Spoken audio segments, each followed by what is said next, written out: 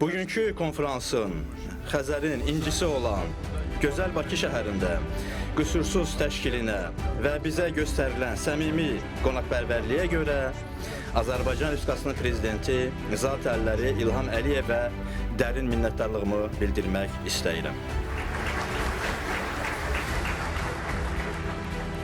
Şəhər məkanlarının qorunması, sabitliyin, rifahın, eyni zamanda da cəmiyyətlərimizin və növbəti nəsillərin də dayanıqlılığını şərtləndirən şərtlərdən, amillərdən biridir.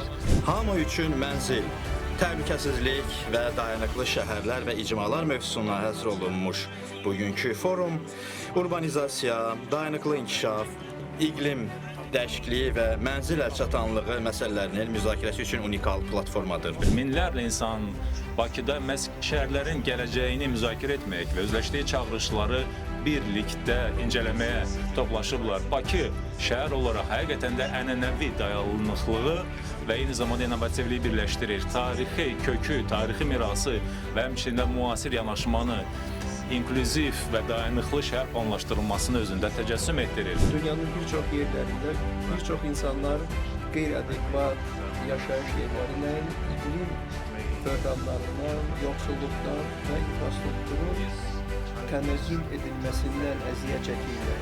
Problemlər eyni olanda həll yolları da eyni olmalıdır.